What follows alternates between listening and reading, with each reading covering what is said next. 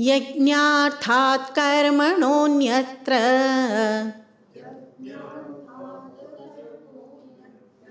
लोकोऽयं कर्मबन्धनः तदर्थं कर्म कौन्तेय मुक्तसङ्गः समाचर.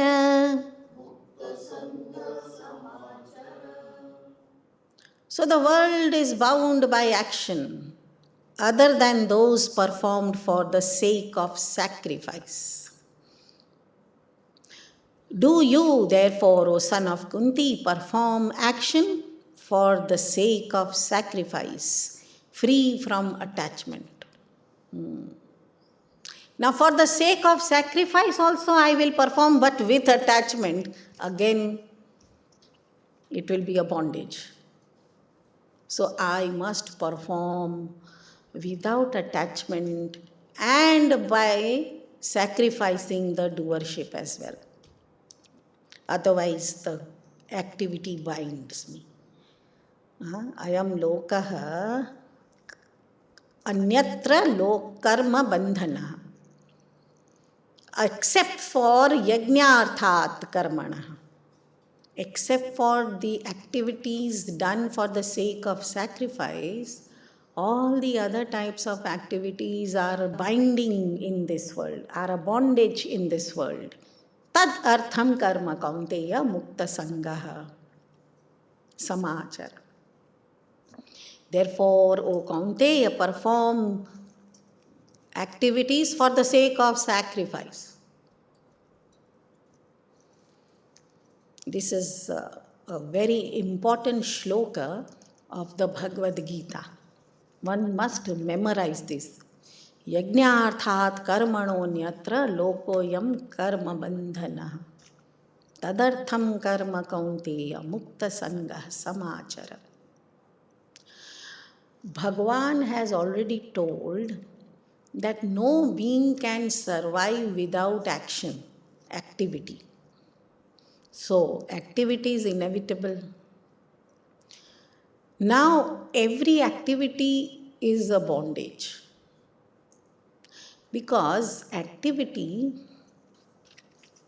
has got the doership. And the doership is a bondage. I-ness and my-ness are always there in any action. And this I-ness, as long as it stands, that long I am bound in this world. So my transmigration can never come to an end. So it's a jigsaw puzzle now. If I become a non-performer, it's not going to work for me. The moment I perform, then I am the performer, so it is a bondage. So this bondage keeps me into the cycle anyway. And non-performance also keeps me in this cycle of transmigration. So what is the way out? So therefore, this shloka is very important. What is the way out? Yajnarthat karma. Karma with the attitude of sacrifice. Performer I should be, perform I must, but with the attitude of sacrifice. Again, get back to Bharatiya way of life. So the woman in the house was supposed to be the greatest sacrificer. She has to sacrifice everything. The moment she gets married, she starts sacrificing. When the girl is given away in marriage, the parents have already sacrificed the daughter. So they learn how to sacrifice. The daughter learns how to sacrifice as a daughter-in-law. What about the man? When will the man learn how to sacrifice? The man in the house was supposed to be the karta, the doer. And the doer used to be the greatest sacrificer because he never used to look at his own benefit. He always looked after everybody with equal eyes, without partiality. So he was supposed to be the one who was great sacrificer. So whether he is a man or a woman, the family life used to teach how to sacrifice. But it so happens that one gets the ego of being a sacrificer as well. So again, I sacrificed for you all, and what did I get? Was a typical statement by everyone who used to sacrifice in the family. So looking at this negative aspect of our attitude, the gurus ultimately told, learn the art of sacrifice. So what to sacrifice, nobody has understood. What you need to sacrifice, the gurus told us, is this doership.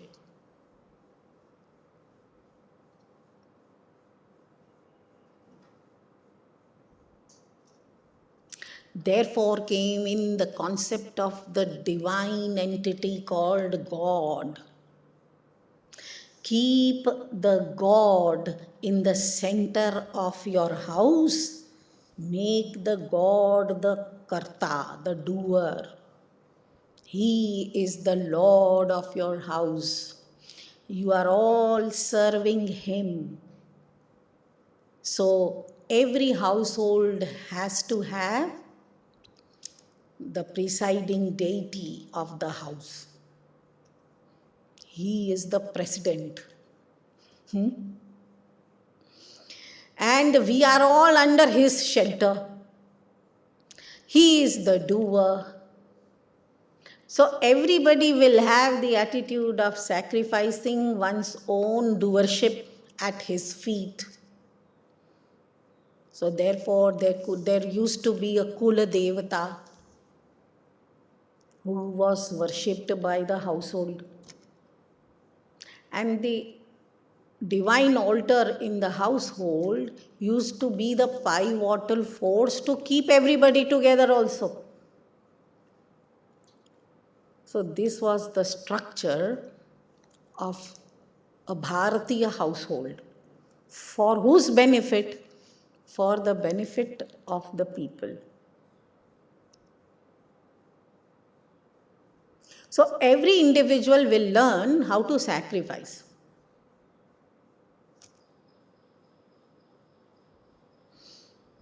So one has to learn so much from our own religion, from the Sadgurus, from the whole concept of gods and goddesses, from our own inner divine core. We have to learn. Yajna arthat karma.